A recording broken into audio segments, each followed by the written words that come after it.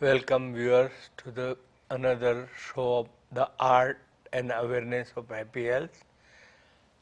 My name is Dr. Gokul Gokani and people know me as Baba Krishna also. And I have got very wonderful young doctor who is practicing here, right here in Ashland, and I welcome him. Thank you. And I will request you to introduce yourself, please. Sure. Well, I'm Dr. Jordan Weeda, and I'm a chiropractor here in Ashland, and I've been practicing here for about 2 years. And my specialty is working with the head and neck relationship, and the name of the technique that I use is called NUCCA. It's N-U-C-C-A, and we'll be talking about that today. Let's see. Yeah. Okay, thank you very much and welcome again on the show. And as usual, I'll read one joke. Joke is a joke is a joke. The bishop was sitting in the waiting room when a red-faced and crying nun ran by him from the doctor's inner office. The angry cleric charged into the office and demanded to know what the doctor had said. "Oh, I told her she was pregnant," answered the doctor. "It is certainly not true. Why would you possibly tell her something like that?" demanded the outraged bishop. "So what?" replied the doctor. "But it surely cured her hiccup." So it was the treatment for the hiccup, you know. So, Dr. Jordan, this is new for me, NUCCA, NUCCA. I read about you in this paper and I invited, and I would like to know what is NUCCA and what is your specialty and things like that. Okay, sure. Well, you read about us in the Locals Guide, and we had a great interview published in there last month. NUCCA is a specialty in chiropractic that deals with the upper cervical spine, which upper cervical means upper neck, and so it's the top of the spine, and we focus on that area because there's a very delicate relationship that area has with the central nervous system, which is the brain and the spinal cord, specifically the brainstem. This is actually the area where the brainstem and the spinal cord come together and meet. There's a lot of vasculature in that area that supplies blood to those important structures of the brain. I call it the parts of our brain that we can't live without. Yeah. And this area also supplies a lot of mechanical information to the brain, which helps the brain to understand where we are in space, or helps us to create our body map reality. So we focus on this area because we can actually affect the whole body posture through just a simple, very gentle adjustment at the top of the neck. Would you just show the model? Sure. Yeah. So this model is. Can you focus on this one? I think from this camera over here. Yeah. Okay. So this model is a plastic model of the cervical spine, and so what it's missing is the skull. But we have the base of the skull here, and those important brain structures that we were talking about. This is the brainstem here. This is the cerebellum, which is the part of the brain that regulates coordination and movement and balance. The brainstem regulates all of the automatic functions that keep us alive, including some of our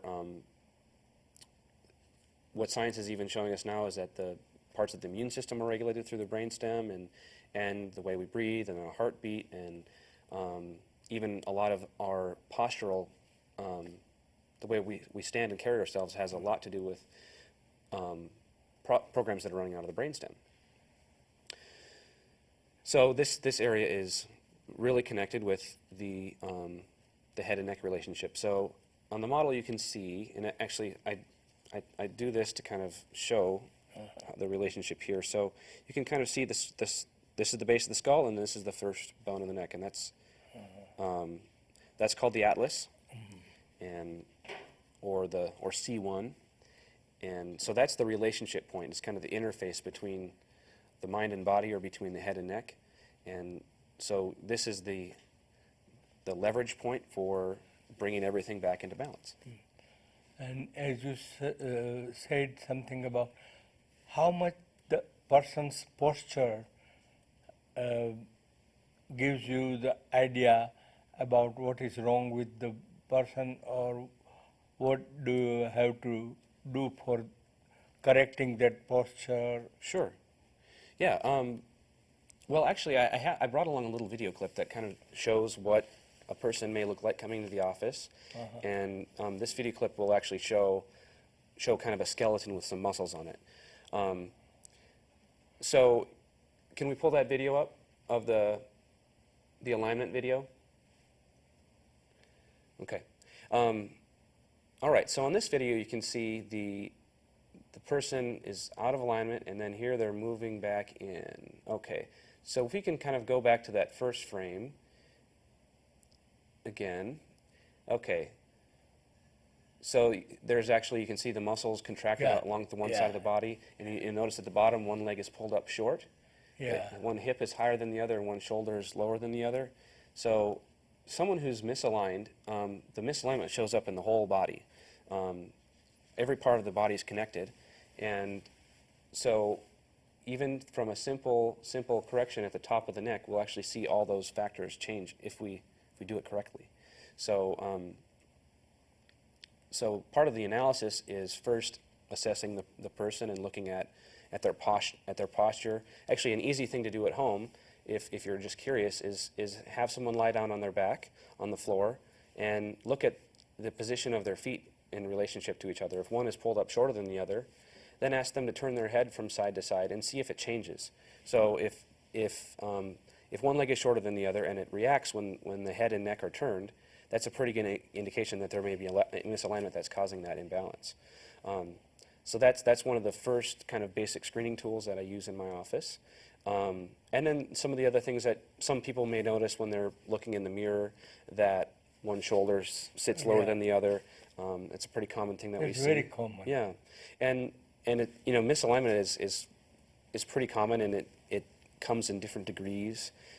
But in suppose somebody's shoulder one is not at level, then do you adjust the back spine or the cervical spine?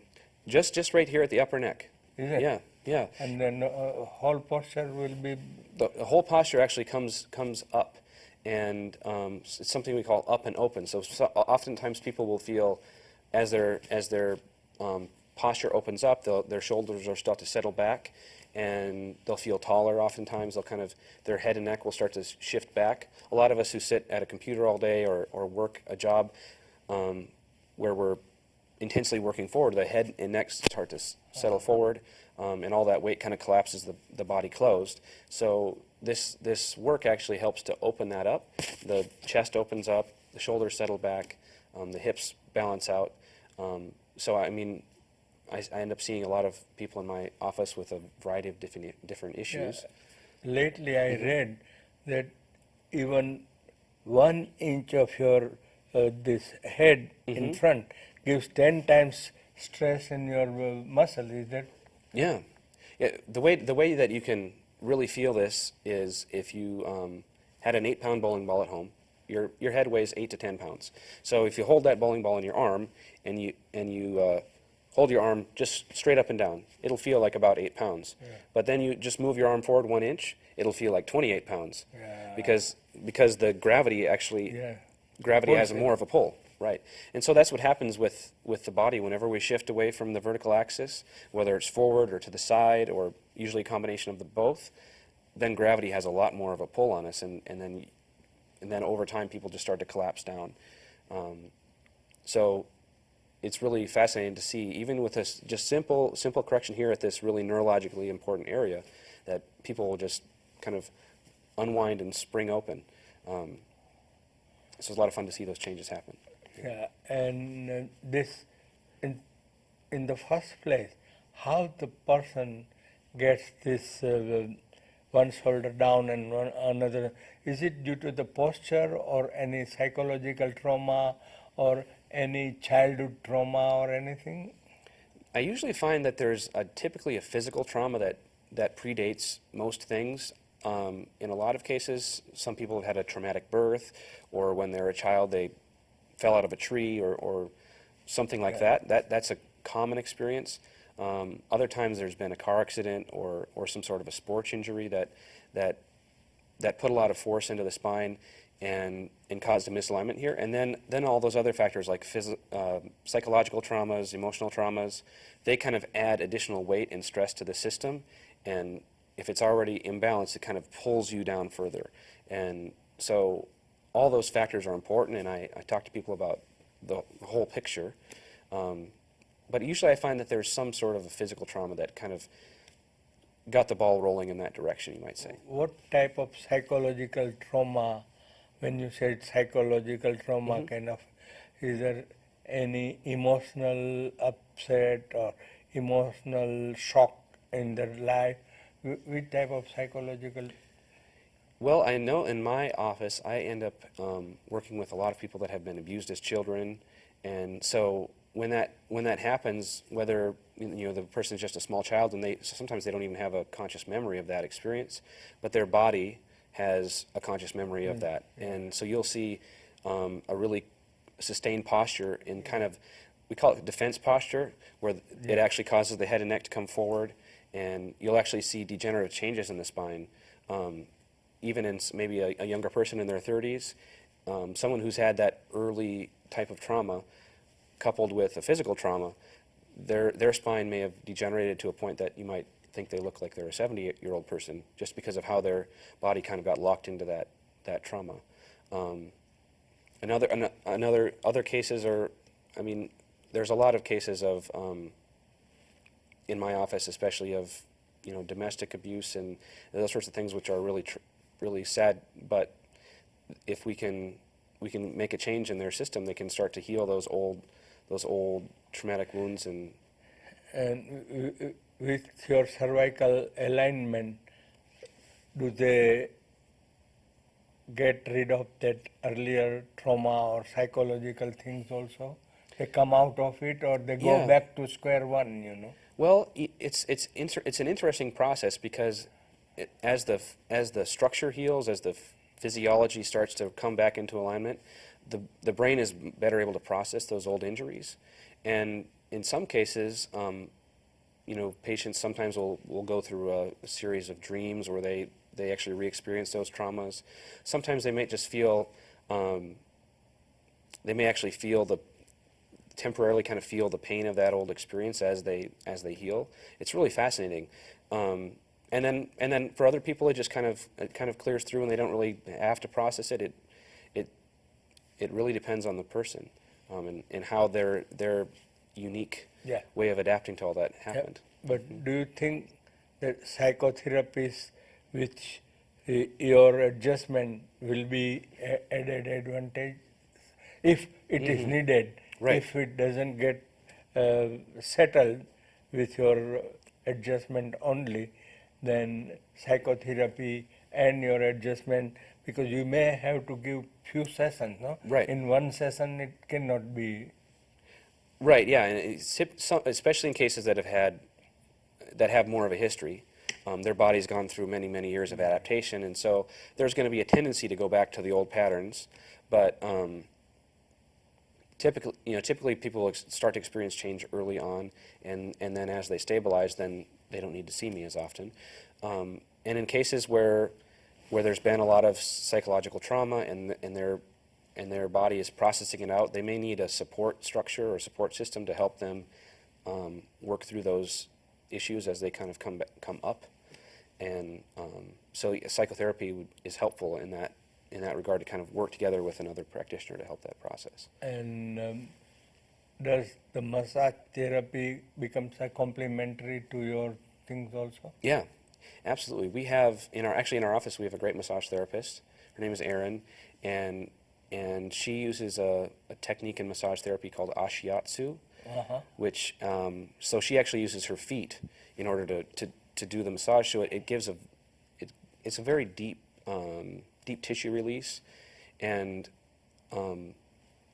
so we find that you know, when a person's been out of alignment for a long time, there's a couple of things that happen. Well, the skeletal structure is out of balance, and those muscles which hold all that structure together kind of shorten and adapt to that. Yeah. And so if that's happened over a period of time, those muscles themselves actually kind of manually need some lengthening to open up. And so Aaron and I work together on, especially on those more kind of chronic cases, to really get some real permanent change to happen in the body. What's the full name of Erin? Oh, Erin Daugherty, and she's a licensed massage therapist here, and she's been working in Ashland for about, I think, 2 years as well. So we kind of came into town around the same time, and she just joined my practice in November. So it is a teamwork or orchestra of you, massages, and at times, if need arises, psychotherapy. That's the way it goes. Right. And person, you should take advantage of this type of things because it's non-invasive in a way. You are not taking unnecessarily anti-inflammatory or hard drugs which has got lot of side effects, because we know modern medicine is a double-edged sword. It helps you, but at the same time it robs you of certain things, which we should balance it, that minimum side effect and maximum effect. So that way, this type of therapy, which I'm happy to know, because certain things are new for me also, that this psychological trauma in the childhood or early during the labor can give you this type of problem. But we have got this such specialists who can help. So people has to at least go and see and take advantage, because you see, you don't lose anything.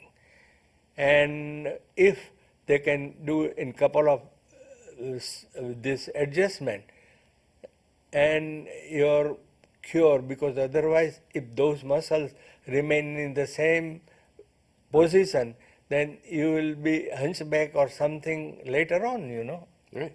Yeah.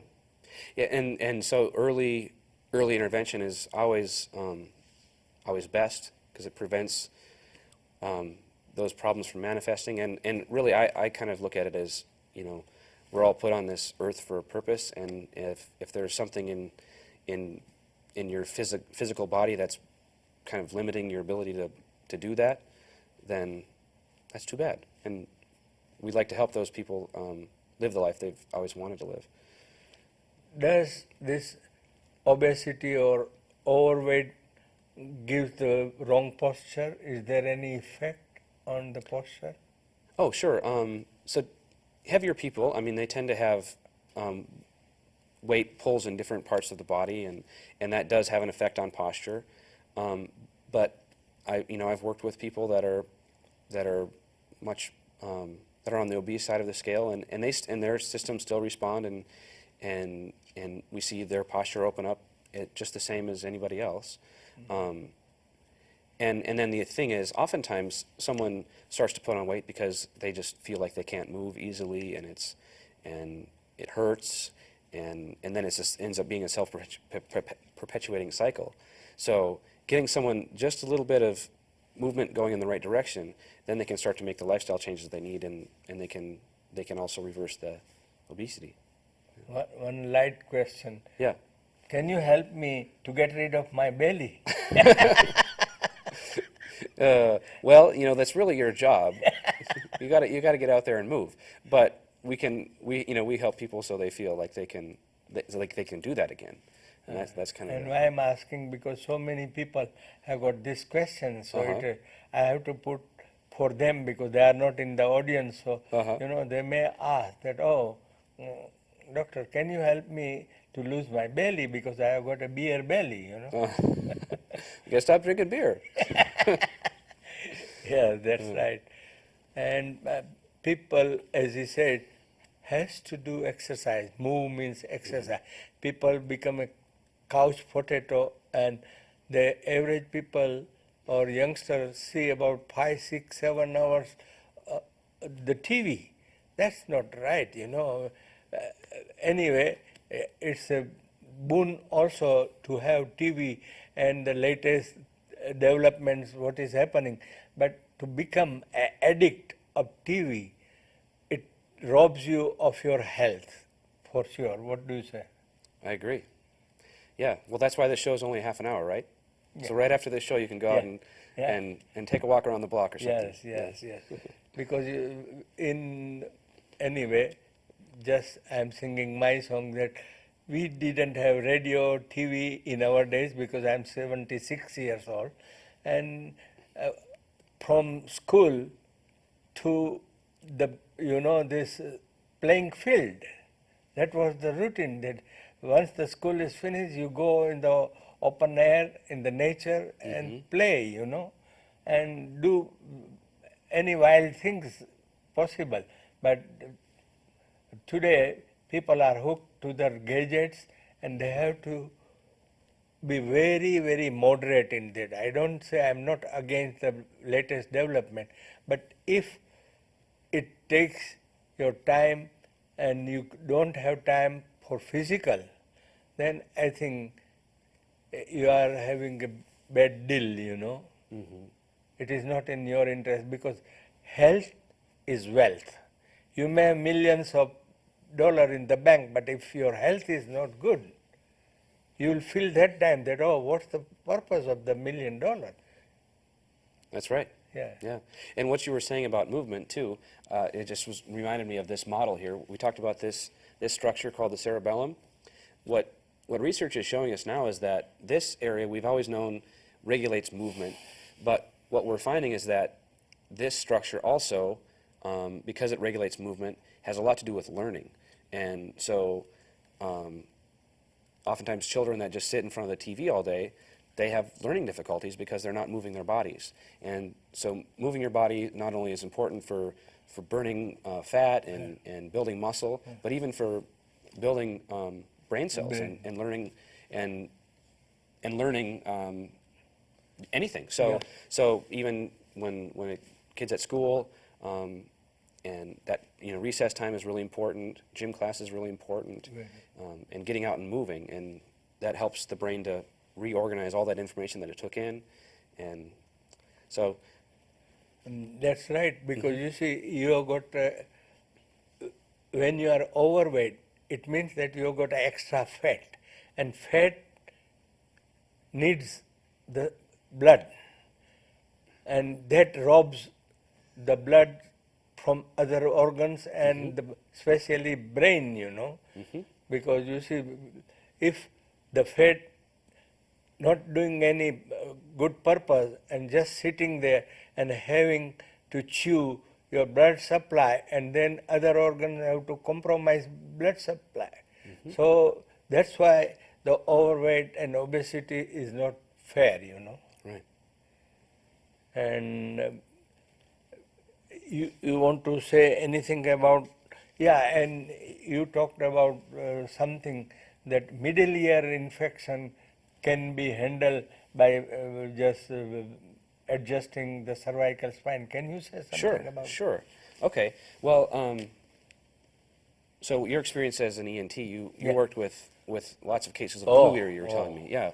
And especially in England, we had lot of, we call serous otitis media. I mean, that is, collection of glue-like stuff in the middle ear, and we had to cut this eardrum and suck it out, Right. And so the question is, why does that fluid accumulate in that area? And so when children are young, the orientation of the ear canal is more horizontal than it is angled. Yeah. As we grow and develop, the orientation of that canal starts to angle, and so that does help it to drain out more, and that's why people tend to outgrow ear infections. However, there's a reason why that may be happening in a younger child, and in some cases it's a misalignment in this area, and so the upper neck is in very close proximity to the inner ear, and and the eustachian tubes, which help to drain out that area.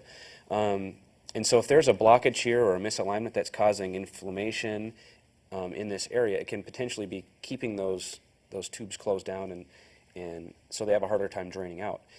In my practice, I've worked with a number of kids who, in one case in particular, he was on his third set of tubes in his ears, and every winter was nothing but ear infections all winter long. His parents, I think they told me they'd spent about $30,000 on surgeries and different interventions to try to deal with this problem, and I think after 2 adjustments, he's never had another ear infection, and so it was a lot less than $30,000 for those 2 adjustments. That is really good news for me, though I am not practicing ENT surgeon now anymore.